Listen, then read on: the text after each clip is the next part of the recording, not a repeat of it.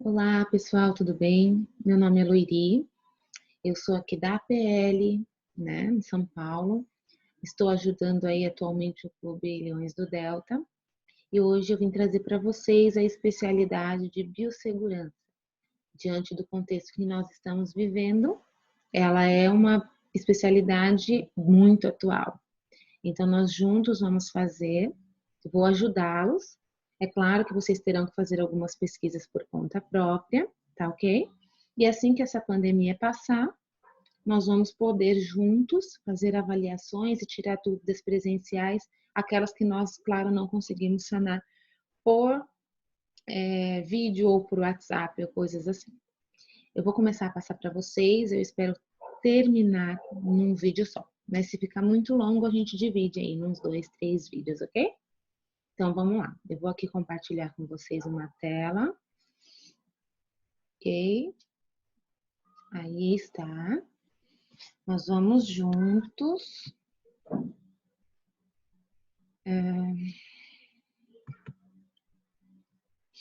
Estudar a especialidade de biossegurança. Como eu disse, meu nome é Loiri, eu sou bióloga, sou técnica em análises clínicas e sou líder master de desbravadores. Então, a gente gosta só um pouquinho tanto do assunto como do clube, né? Então, vamos lá. A primeira questão da pergunta pede para que você defina o que é aerosóis, agente de risco, biossegurança, material biológico, acidente químico ou biológico, incidente químico ou biológico que é patogênico, ok? Então vamos lá. O que é aerosol? Aerosol caracteriza-se por suspensão de partículas muito pequenas, quase que imperceptíveis, sólidas ou líquidas numa forma de gás, ok? Aí coloquei aqui para vocês essa imagem só para que vocês entendam. Elas podem ser líquidas ou sólidas. Neste caso aqui a gente vê, né, partículas líquidas, que são nesses frascos aqui que normalmente são aerosóis, que a gente até costuma dizer por aí que não é bom ficar usando muito, porque não faz muito bem para o meio ambiente, ok? Acho que um exemplo de natural do que seriam aerosóis seriam as nuvens. Elas são aerosóis porque são pequenas partículas de água, né? Que formam as nuvens. Também tem a contaminação do ar, que são pequenas partículas das quais a gente não consegue enxergar, tá ok? E a fumaça também é um bom exemplo para vocês, né? Fumaça de qualquer tipo, porque também é gás, é um gás que está aí, às vezes perceptível, às vezes não, ok? Passando agora para agentes de risco. O que é agente de risco? Agente de risco é aquilo tudo que pode causar um dano. No caso de biossegurança, quando a gente fala biossegurança, normalmente é trabalhado muito no caso de empresas, né? Do trabalhador. Então, o agente de risco é aquilo que pode causar um dano à saúde do trabalhador, ok? Bom, biossegurança. Biossegurança é o assunto da especialidade. A biossegurança ela é uma junção de ações que podem prevenir, que são totalmente voltadas para a prevenção de acidentes, de incidentes, para minimizar os riscos que tem ao trabalhador. Então, a biossegurança ela desenvolve o tecnológico, o operacional, para que o trabalhador ou a pessoa envolvida em determinada ação ali de trabalho, ela tenha segurança. Então, que não traga dano à saúde dela. Então, seria saúde, biossegurança, bio é vida e segurança é segurança. Então, quando você põe segurança, bio seria o quê? Segurança da vida. É a manutenção, é a segurança para manutenção da vida. Então, é isso que significa biossegurança, ok? Então, vamos lá. O que é um material biológico? Coloquei até aqui essa imagem para vocês, ok? Até aqui nesse cantinho, também coloquei essa outra imagem, tá? Para que vocês pudessem estar olhando, que seria a biossegurança, seria a pessoa se proteger para que a sua saúde seja então mantida, ok? E aqui embaixo eu coloquei essa imagem para vocês do que é um material biológico, para que vocês entendam mais ou menos. Material biológico seria saliva, sangue, secreções de todos os tipos, e aí entram vários outros tipos. Que mais que seria? A pele, né? A pele é um material biológico, as secreções que nela tem, a mucosa da boca, todas essas partes que têm vestígios de restos de vida, pedaços que contenham vida, ou que já tiveram vida, ou já foram vivos, esses são materiais biológicos. Então, até a unha se torna um material biológico porque tem um pouco de vida nela. Então, o sangue normalmente e as secreções são os materiais biológicos mais comumente falados, são aqueles que transmitem doenças caso estejam assim contaminados. Então, temos que tomar cuidado com o material biológico e aquilo que você usa para coisar. Por isso que para retirar este material biológico, por isso que a gente coloquei ali para vocês verem a imagem de algumas seringas, de alguns scalpes, que são materiais usados pela enfermagem, pela área do laboratório, para retirada dessas secreções, ok? Que, por sinal, devem ser muito bem descartados para que não haja contaminações de outras pessoas, ok? Acidente. O que é um acidente? Acidente é aquilo que não se espera. Vamos usar um exemplo. Você trabalha numa empresa e você precisa carregar um vaso de um local para o outro. Se você estiver carregando aquele vaso e o vaso cai e quebra e te corta, isso é um acidente. Te cortou, te feriu, é um acidente.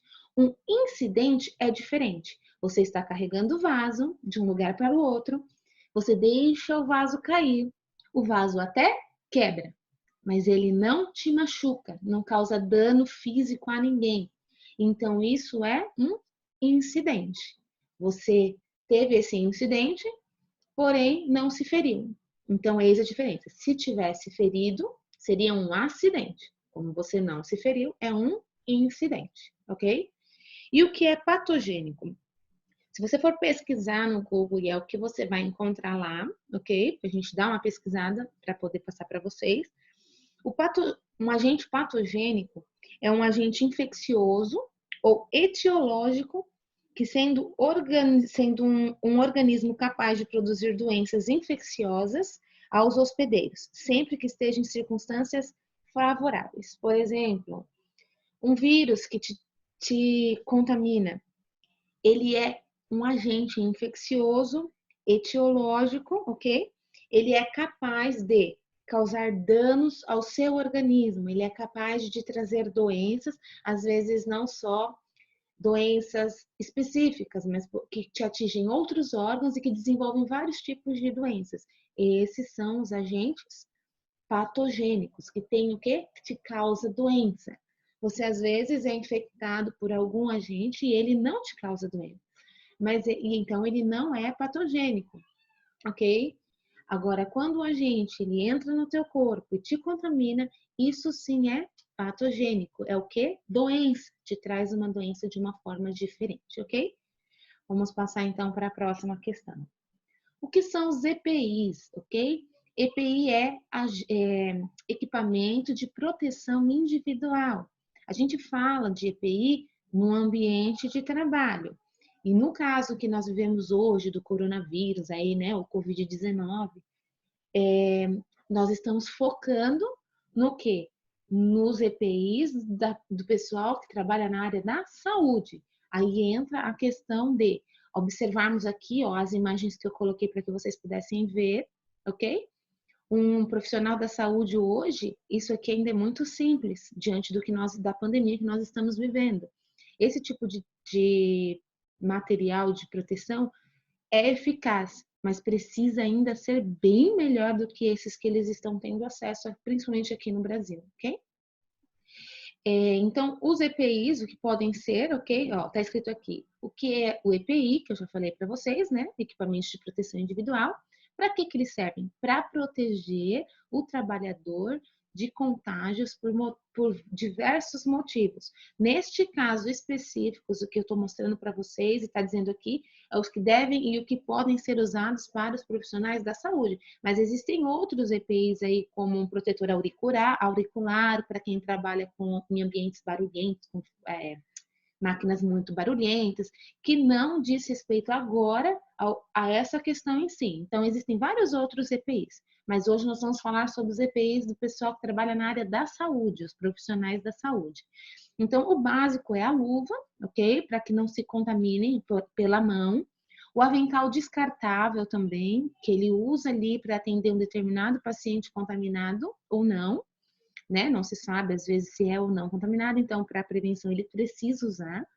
Terminou de atender, ele retira e joga fora, ok? Quase todos esses praticamente. Somente o óculos que ainda consegue ser reaproveitado. Diz que esses EPIs não podem ser reaproveitados, a não ser o óculos, que muito bem higienizado por sinal. Tem o óculos de proteção, que está aqui mostrando para vocês, ok? A touca, porque a contaminação no cabelo, ela também é perigosa, porque você carrega como o vírus, ele está em partículas, como aerosóis, em pequenas partículas, ele gruda naquele local que você menos espera. Então, o cabelo, ele pode ser um bom caminho para o vírus, né? Passar de uma pessoa para outra. Então, por isso que o profissional de saúde precisa usar a touca também, ok? Agora é o que está aí na moda e que não só os profissionais de saúde, não é nem moda, é a necessidade agora atual, seria o quê? Você colocar a máscara. Hoje você tem diversos tipos de máscara, muitos tipos diferentes, ok?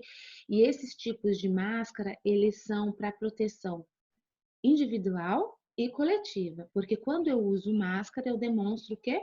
Um cuidado para com o meu irmão, com o meu amigo, com o meu avô, com o meu pai, que podem estar suscetíveis à contaminação, ok? Então, a máscara de proteção também. E aqui no cantinho aqui de baixo, para vocês olharem, seria uma pessoa usando quase todos, né? Só tá faltando ali o óculos de proteção.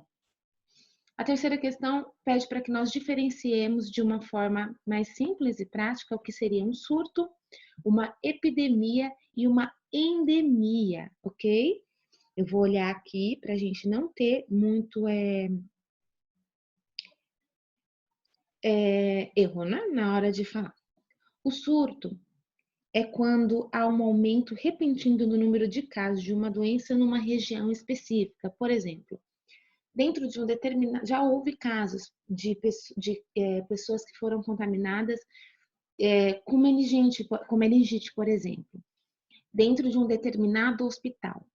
Quando tem muitos casos de uma determinada doença dentro de um hospital, por exemplo, que é um espaço pequeno, aquilo se torna um surto.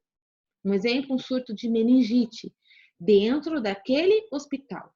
Nada além dali. Então, se torna um surto, ok? O que é uma epidemia? É quando acontece vários casos da mesma doença, ok? Num lugar menor, maior do que o que é um surto, que seria, por exemplo, uma cidade.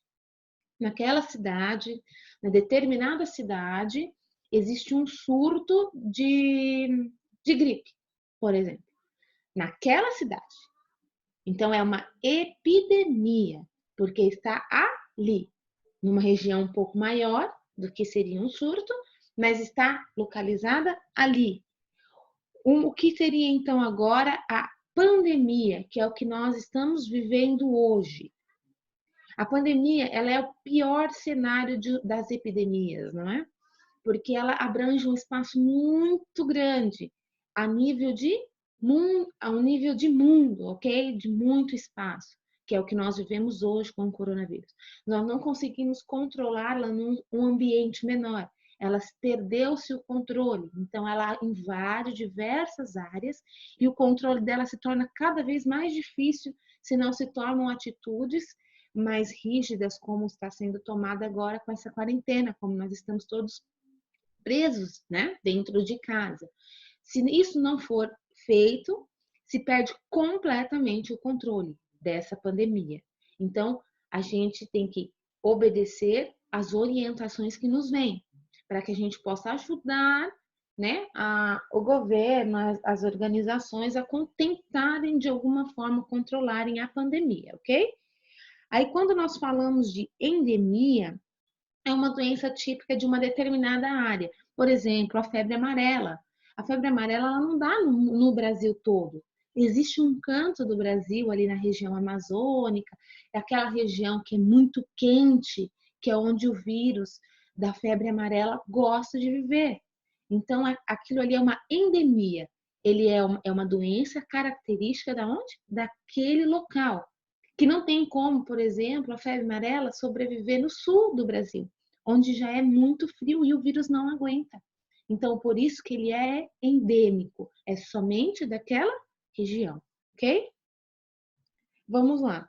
A quarta questão diz: em meio a uma epidemia ou uma pandemia, que é o que nós vivemos hoje, quais os principais cuidados que devem ser tomados? Na verdade, ninguém mais aguenta ouvir falar isso, mas isso é importante se tornar um hábito na vida das pessoas. Independente de epidemia ou pandemia, isso deveria se tornar um hábito para se evitar esse tipo de situação em que estamos vivendo, ok? Então, estamos aqui. Eu usei já aqui o exemplo como se prevenir com o coronavírus, tá? Porque é o que estamos aqui vivendo. Nós precisamos, então, lavar as mãos frequentemente com água e sabão.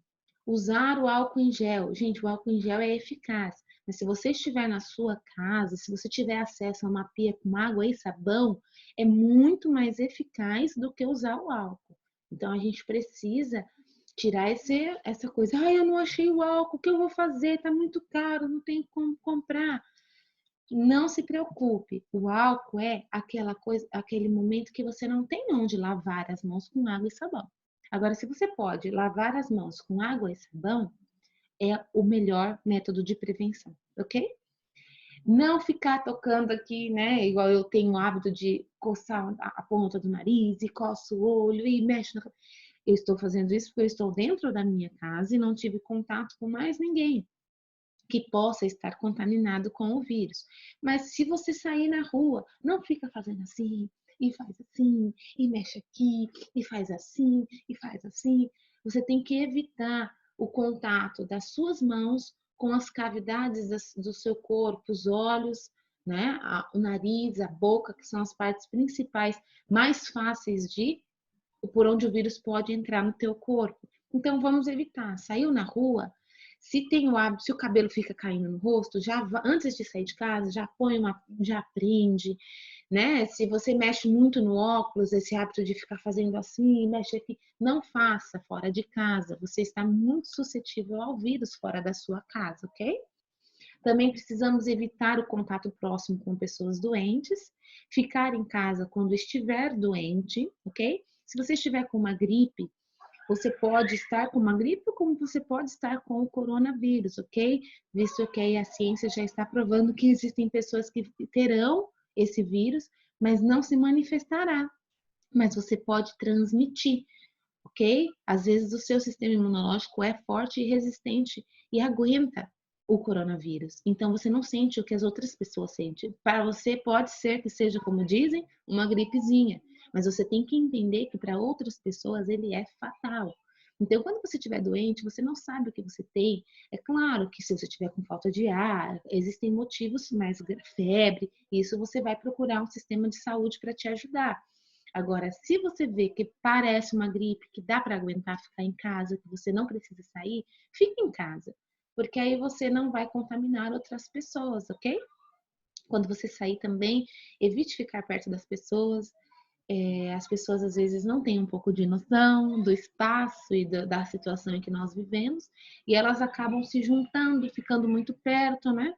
E vamos respeitar aí uma distância de 1 metro de cada pessoa para que você se sinta seguro, né? E saia somente se tiver necessidade.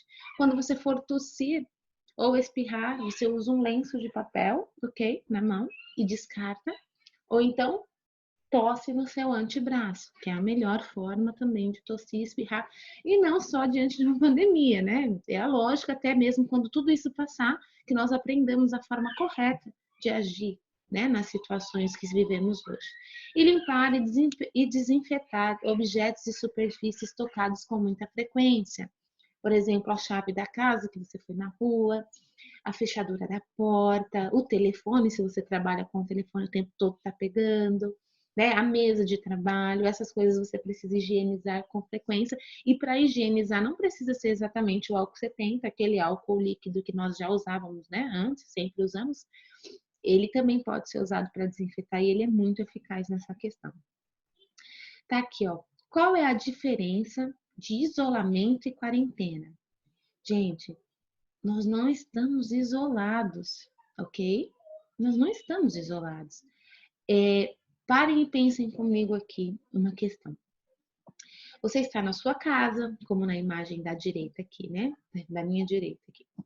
Você está na sua casa com o papai, com a mamãe, né? No caso aí, os mais velhos com o esposo, com a esposa.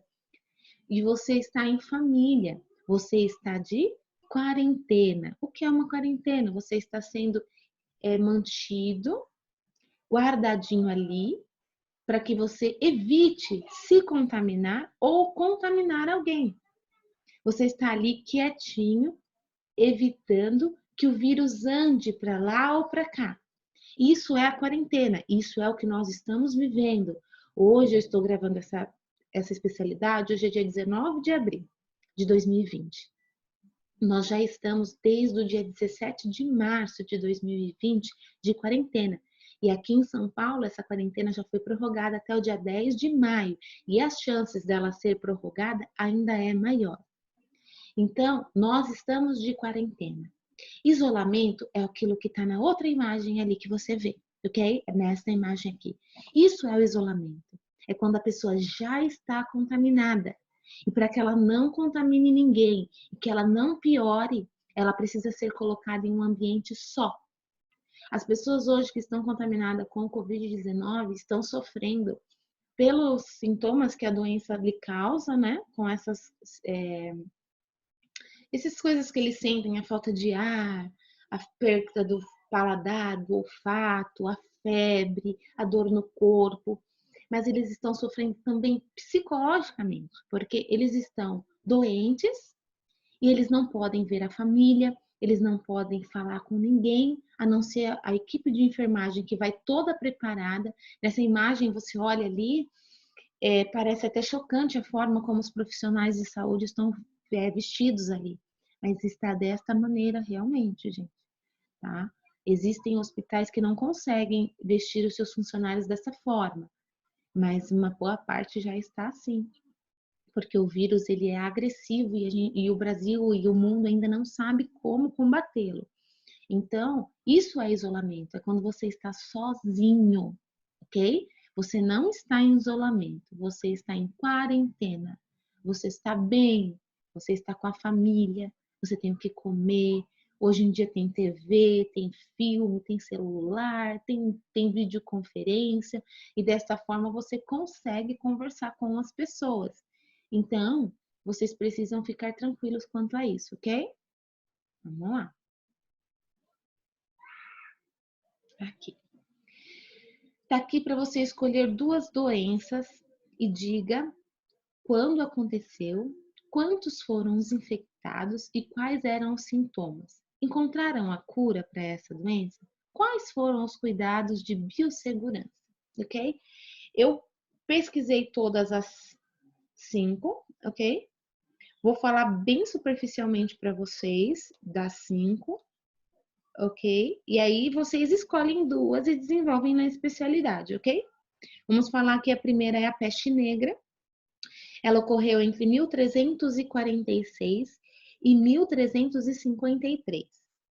Foram infectados mais de 180 milhões de pessoas, entre as que morreram também está aí, né? Os sintomas eram inchaço na virilha, nas axilas, em homens e em mulheres. Eles eram chamados de bubões pela população, esse inchaço, ok? Tinha manchas de cor negra em todos os lugares do corpo. O que mais? A cura, né? A cura foi o declínio contínuo da doença que ocorreu através da melhoria das condições de higiene e moradia. Então, assim, não se teve uma cura. Eles descobriram que a melhor forma para se evitar a peste negra era melhorar a higiene e a forma que as pessoas moravam, né? Que não tinha, era insalubre, não tinha saúde, não tinha como ter saúde no ambiente que as pessoas viviam. Então, foi dessa forma que eles descobriram a cura, ok? E os cuidados de biossegurança naquela época foram como hoje, o distanciamento das pessoas contaminadas. Hoje nós estamos guardadinhos para evitar de carregar o vírus. Naquela época, eles isolaram totalmente as pessoas que ficaram doentes e foi uma forma eficaz, ok? De resolver a questão. Agora vamos falar sobre a varíola. A varíola foi no século III, tá ok? Ela foi um surto que teve em 1977. Ela foi erradicada no ano de 1980 pela OMS, ok? Os números de casos de mortes foram mais de 50 milhões e no século XX. E em 1967, que foi o último ano, né, que teve aí a doença, eles ocorriam 15 milhões de casos por ano, né, nessa época aí. Foram 15 milhões de casos por ano de varíola. Ok? Os sintomas da varíola eram febre e vômito, seguido por formações de úlceras na boca e erupções cutâneas na pele, que evoluíam para bolhas características, repletas de líquido e com uma depressão ao centro. Eram bolhas feias, horrorosas. Erupções cutâneas são o quê? São isso, são bolhas, são feridas que tinham em todo o corpo, desde dentro da boca até a pele toda, tá? E deixavam cicatrizes horrorosas. A cura foi descoberta por meio de antivirais e a prevenção por meio de vacina, que até hoje a gente toma vacina, existem vacinas para varíola por aí, ok? E os cuidados de biossegurança era evitar o contato com as pessoas que tinham sintomas e os objetos pessoais que elas usavam, garfo, colher, coberta. Então, era a forma que eles evitaram, eram os cuidados de biossegurança da época para a varíola, ok? A gripe espanhola, ela ocorreu entre janeiro de 1918 até dezembro de 1920. E os números de casos foram 500 milhões de pessoas, ok? Pela gripe espanhola. Os sintomas dessa gripe, eram causados pelo vírus da influenza, né? Que é o H1N1, que nós já tivemos um surto muito grande aqui no Brasil já, em várias regiões. Hoje nós tomamos aí, por sinal, estamos no meio da campanha de vacinação contra H1N1, que é o influenza. Ele levava as pessoas à pneumonia, e então em seguida a morte. A cura foi a vacina da prevenção da gripe, que existe até hoje, né? E os cuidados de biossegurança são proteger a boca e o nariz ao espirrar ou tossir, para que as partículas não sejam expelidas aí para o meio ou para outras pessoas, ok? A gripe suína, tá ali, ela ocorreu inicialmente em março de 2009, é bem recente, alguns de vocês talvez nem tenham nascido, mas alguns outros já podem lembrar disso, né? Nós que somos um pouquinho mais velhos já lembramos da questão da gripe suína. Ela ocorreu em março de 2009, os números de casos foram mais de 50 mil casos, os sintomas é febre, tosse, dor de cabeça, dores musculares, dor na garganta, fraqueza, diarreia e vômitos. A cura é uma vacina para a prevenção. E os cuidados de biossegurança foram higiene, ok? Que precisou ser mudado para que os hábitos fossem adquiridos pela população, né? Entrava em lavar as mãos, evitar o contato das mãos com os olhos, nariz e boca, usar lenços descartáveis ao tossir ou espirrar, evitar as aglomerações, né? Alimentação equilibrada e atividade física. E essa foi a forma que descobriram que se podia curar e podia se evitar o contágio dessa doença, né? Da gripe suína. Deixa eu ver qual é a outra questão. Os cuidados de biossegurança. Era evitar sair de casa também, no caso de pessoas contaminadas, durante os 5 dias do início dos sintomas, ok? Porque é o período que se transmite a gripe suína. A pessoa se contamina nos primeiros 5 dias, ela transmite. Depois disso, ela já não transmite mais. Então, a pessoa ficava isolada aí 5 dias desde que tinha o diagnóstico de gripe suína, ok? E a tifo. A tifo, ela foi a primeira, como se diz, notícia que você tem da tifo foi de 1528, ok? Não existe uma descrição de quantos casos tiveram, ok? mas é de cerca de 10 a 40% das pessoas que foram contaminadas com a tifo morreram, tá? Os sintomas eram febre também, dores de cabeça, enxaqueca, enxatema, e a cura não existe até hoje. Não tem uma vacina contra a tifo, ok? E os cuidados de biossegurança que foram tomados eram as medidas de higiene, prevenindo a diminuição e a exposição dos organismos transmissores da doença. Que no caso, os que transmitiam a tifo naquela época era o piolho de corpo, os ácaros e as pulgas. Então, se nós formos analisar todas essas 5 doenças, uma forma de se evitar ou de se obter a cura é cuidar da higiene, desde a sua higiene pessoal, do lavar a mão, do evitar contato com o olho, com boca, com o nariz, até mesmo da limpeza da sua casa. Um banheiro que não é limpo, uma louça que não é bem lavada, uma cozinha que não é higienizada. Tudo essa falta de higiene pessoal e ambiente, né, ambiental, se causava ou piorava essas doenças, cada uma delas, ok? Vamos lá, a questão 7, deixa eu tirar aqui para vocês verem, por aqui é melhor. Escolha uma das doenças abaixo e responda: quais são os sintomas? Como é a forma de contágio? Existe cura atualmente? Onde e quando já houve um surto, epidemia, pandemia? Ok? Existe prevenção para esta doença? Da mesma forma, eu tenho aqui um pouquinho de cada uma, ok? Pediu para nós escolhermos uma, então vamos escolher aquelas que são mais comuns, ok? Que a gente conhece, que a gente escuta com mais frequência. Porque a cólera já não se ouve tanto, a malária se ouve, mas não tanto, tuberculose também. Vamos falar então aqui um pouquinho mais. Vou falar aqui, ó. Tuberculose, febre. A febre amarela, como eu falei para vocês na outra questão, ela é uma doença endêmica, porque ela é de uma determinada região, por conta de clima e tudo mais. Então, vamos falar um pouquinho dela. Quais são os sintomas da febre amarela? Desculpa. Ela tem febre, dor muscular, náuseas, vômito, a perca do apetite e fraqueza, ok? Como que funciona o contágio dessa doença? Ela é transmitida pela picada de mosquito, assim como a dengue também é, ok?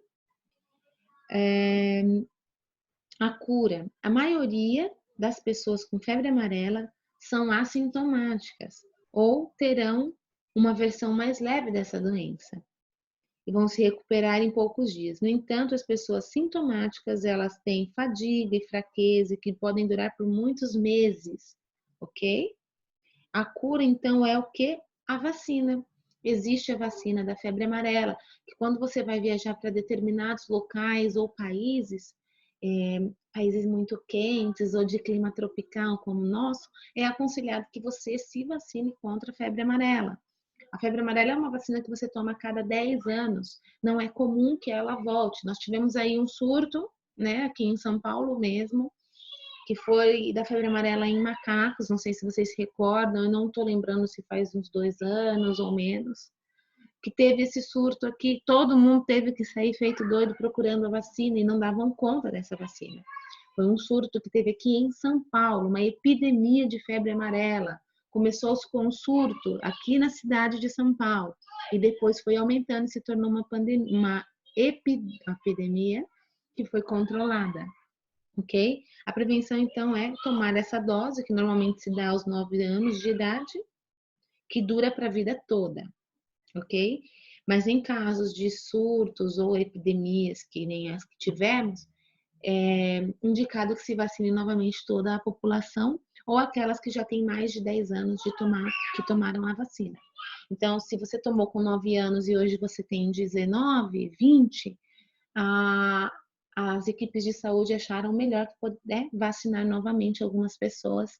E agora, aquelas que foram vacinadas, normalmente a vacina agora é para a vida toda, é uma dose só da vacina de febre amarela, ok? E o sarampo, que é uma doença que também não se ouvia mais falar, Era da época em que nós éramos crianças, até antes, até os nossos pais, que era comum. Hoje em dia ela já não é tão comum, mas nós também tivemos aí um ressurgimento aí dessa doença por esses dias também, por esses anos, últimos anos agora. Os sintomas do sarampo é febre, na maioria acima de 40 graus, tosse, corrimento nasal, olhos inflamados após 2 ou 3 dias do início dos sintomas, formam-se no interior da boca pequenos pontos brancos, de 3 a 5 dias aparecem então manchas vermelhas e planas na face e se espalha para o resto do corpo. O contágio, como funciona o contágio do sarampo? O contágio do sarampo é através da tosse e do espirro de uma pessoa que já esteja contaminada pelo sarampo, ok? Deixa eu ver.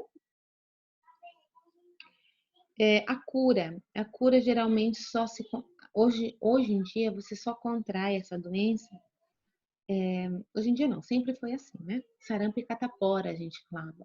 Você pega uma única vez na vida, depois você nunca mais vai pegar, ok? Só que existem pessoas que não sabem se pegaram ou se não pegaram, porque existem coisas que só a mamãe lembra, né? E quem já não tem a mamãe e o papai, nem sabe se teve ou não teve sarampo ou catapora. Hoje em dia, a cura é assim: se você pegou uma vez, você não vai pegar mais, você não precisa se preocupar. Nem teve esse surto agora, eu fiquei tranquila, porque eu já havia tido sarampo, então eu não me preocupei. Agora, nas questões atuais, as crianças mais novas, essas sim precisam ser vacinadas contra o sarampo na idade correta, ok? Para que elas possam se tornarem, criarem os anticorpos contra o sarampo, tá ok? Então, a prevenção para isso é a vacinação, ok? A vacina. Vamos passar para outra questão, e aí, se vocês quiserem colocar a febre amarela e o sarampo aí na questão de vocês, vocês podem colocar. Se vocês quiserem pesquisar sobre as outras 4 doenças, se eu puder ajudar vocês, tá? Vou passar aí meu WhatsApp para os diretores, vocês podem tirar dúvidas comigo, tá ok? Via WhatsApp, se quiserem me ligar, me mandar algum e-mail, vocês fiquem à vontade, para que nós possamos, então, tirar as dúvidas com relação às outras doenças, que eu também tenho todos os dados aqui. Questão 8. Como as vacinas funcionam? Qual é a importância de estar com as vacinas em dia? Então, a vacina, elas elas agem no sistema imunológico para ajudar o seu sistema imunológico a produzir anticorpos contra determinado patógeno, né? Que é aquele agente infeccioso, aquilo que te traz doenças. E ela é importante você estar com as vacinas em dia, porque elas vão sempre estar estimulando o seu organismo a ter esses anticorpos contra determinados germes, principalmente as bactérias e os vírus, que são mais agressivos e causam doenças fatais às vezes. Então, ao se vacinar, você está ajudando você, mantendo a sua saúde em dia, e ajudando toda a população que convive com você, ok? Então, a vacina, por exemplo, contra o sarampo, cria anticorpos no seu organismo que te ajuda a ter contato com o vírus, por exemplo, aí do sarampo, e não ser contaminado por ele, porque o seu corpo já sabe como se defender contra ele. E o fato de você estar com as vacinas em dia é que foram feitos diversos estudos, e nesses estudos se percebeu qual era a idade em que se era mais propício contaminar-se com determinados vírus ou bactérias. Então, colocou-se ali idades para que você pudesse ser vacinado e evitar que você tivesse o contato ali mais à frente e se contaminasse com determinadas doenças. Então, aí é por isso que a gente fica triste, né? Que tem, eu tenho que tomar a vacina. Mas normalmente a vacina vai até ali aos 5 anos de idade, 6, e aí depois disso você só toma com 15 e depois só quando existe algum motivo ou outro para você tomar, ok? Então, é muito importante vocês criarem anticorpos no organismo de vocês através da vacina, que precisa estar em dia, ok? Dá uma olhadinha lá no cartão de vacina. Se não tiver, mamãe tem que levar vocês para tomarem a vacina para o próprio bem de vocês e dos outros. Sobre a lavagem das mãos. Tá, agora é a parte prática da questão. Vocês vão preparar um vídeo, ok? E vão demonstrar a forma correta de lavar a mão. Você vai lavar a mão assim, depois assim. Por que você tem que fazer assim? E assim? E por que tem que fazer assim? Pesquisem, porque essa informação eu sei que vocês estão tendo de monte nos últimos dias. Então, vocês vão fazer um vídeo, ok? E nesse vídeo vocês vão apresentar essa forma correta, tá ok? De lavar as mãos. Você vai fazer esse vídeo e vai enviar para o seu instrutor de classe ou para o seu diretor, e eles vão guardar e vão mandar para mim, e nós vamos juntos analisar para que isso já faça parte da avaliação da sua especialidade, ok? Por qual motivo não é recomendável usar toalhas que serão usadas várias vezes por várias pessoas? Gente, porque é o seguinte, quando você lava a sua mão, você tira os agentes infecciosos que estão ali, os patógenos que estão na sua mão. Mas nem sempre as pessoas fazem a higienização de forma correta. Então, essa toalhinha de tecido, toalha normal, que a gente coloca ali no banheiro, e você lava a mão, e você seca a sua mão. Aí vem um outro, lava a mão, seca a mão. Você pode ter feito a sua higiene de forma super correta. Mas se a pessoa que secou a mão lá antes de você não fez e você secou a sua mão ali, você se contaminou novamente. Então, hoje em dia, você precisa usar as toalhas de papel. Você usou, sabe que ninguém mexeu nelas, você seca e joga fora e acabou. Você não contamina e não é contaminado por ninguém que não saiba fazer sua higiene de forma correta. Ok? Vou aguardar o vídeo de vocês explicando. Vocês podem fazer da forma que vocês acharem mais legalzinho aí, pode ser cômico, pode ser sério, pode ser. Tem muitos vídeos ensinando e eu quero ver a carinha de vocês aí mostrando como é que lava a mão, ok? Pode ser ensinando outras pessoas e aí vocês veem a melhor forma. Por que o adequado é usar o álcool 70 e não outros tipos de álcool? Qual a forma correta de utilizar o álcool? O álcool 70, ele possui uma concentração muito eficaz contra as bactérias, ok? Porque a desnaturação das proteínas dos micro-organismos faz-se mais eficientemente na presença da água.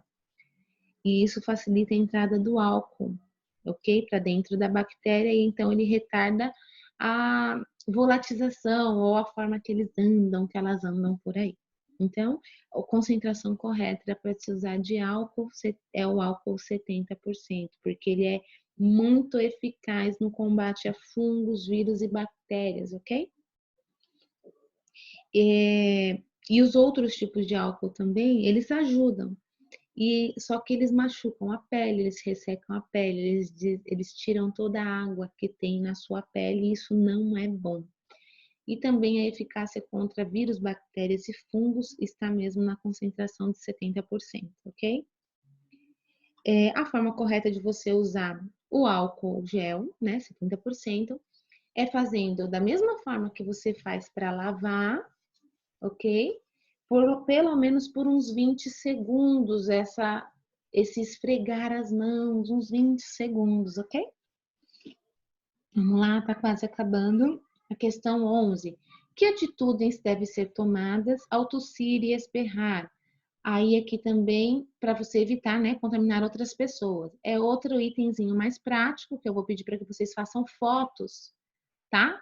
De vocês mostrando a forma correta. Tem uma cola aí na tela. Eu nem devia ter posto essa cola aí, mas eu já tô ajudando, hein?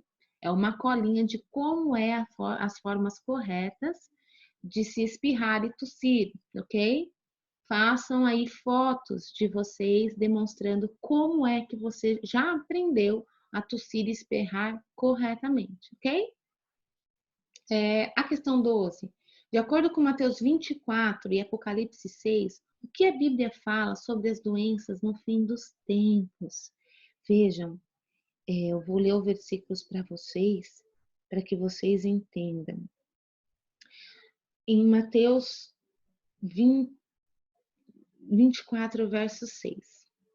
ok? Está escrito assim, ó, que ouviremos falar de guerras e rumores de guerra, nação contra nação, reino contra reino, fomes e terremotos. Porém, tudo isso é o princípio das dores.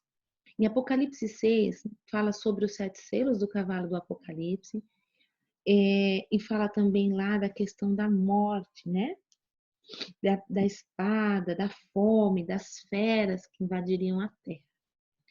Então, assim, esses versos da Bíblia nos dizem que nós iremos passar por guerras, nós iremos passar por fome, passaremos por terremoto e por muitas doenças, mas ainda não é o fim. Então, essa pandemia que nós estamos vivendo hoje, ela já está descrita lá na Bíblia, lá em Mateus 24. Mateus 24 é um capítulo que fala muito claramente o que irá se passar nos fins dos tempos. Nós não podemos dizer claramente que estamos, mas já é o princípio das dores, é o começo do fim. Então, ali nós sabemos que o que estamos vivendo hoje, a pandemia do Covid-19, do coronavírus, isso sim é sinais do fim. Então, as doenças fazem parte disso. E essa é só o começo. É só uma das muitas que irão aparecer, infelizmente. Então, nós precisamos estar preparados, fazermos a nossa parte, tanto para evitarmos ser contagiados com essas doenças, como para abreviar a volta de Cristo, para acabar com todo esse sofrimento que nós vemos. Não são só as doenças que matam, não é só o Covid-19 que mata. Ainda existem pessoas morrendo por conta de guerras, ainda existem pessoas morrendo em terremotos, furacões, tsunamis, e muitas pessoas estão morrendo de fome. E com a situação em que nós estamos vivendo hoje, o número de pessoas com fome tem aumentado muito. E você, como um desbravador, como um servo de Deus, como um cristão que diz que é amigo de todos, você precisa se preocupar sim quando a barriguinha do amigo dói de fome. Então nós precisamos nos preocupar com as outras pessoas. Todas essas situações estão descritas lá em Mateus 6, onde fala da fome, do terremoto, da guerra e das doenças. Então está lá, as doenças virão. Faz parte das profecias, do espírito de profecia, está no espírito de profecia, está na Bíblia. Nós precisamos estar preparados para elas, ok? E a última questão que está aqui, nós vamos trabalhar juntos aqui, de acordo com 1 Coríntios 15 e Apocalipse 21 e 22. O que acontecerá com os doentes e com as doenças quando nós formos para o céu? O que será que vai acontecer quando formos para o céu? Então, vamos ler lá. 1 Coríntios 15 é o capítulo todo, né? Então, é um pouquinho longo. Mas lá em 1 Coríntios, resumindo para vocês, diz que na ressurreição de Jesus, que o seu corpo foi transformado da forma corruptível para uma forma incorruptível. E em Apocalipse 21 e 22, diz que seremos então transformados e a morte já não mais existirá. Então, quando Cristo voltar, quando tudo isso acabar, quando Jesus disser basta, acabou, nós não teremos mais doenças. As pessoas que estiverem doentes ressuscitarão transformadas. Então, hoje, se uma pessoa morreu com câncer, se a pessoa morreu com coronavírus, quando ela for ressuscitada por Jesus Cristo, ela ressuscitará de um corpo corruptível, se transformará num corpo incorruptível, uma pessoa completamente transformada. No céu já não existirá doenças, não terá dor, não haverá morte. Então nós precisamos estar preparados para esse dia e preparar os amigos, os conhecidos, os vizinhos, os familiares que não conhecem a Jesus, precisam saber dessa bênção, dessa alegria que todos nós teremos.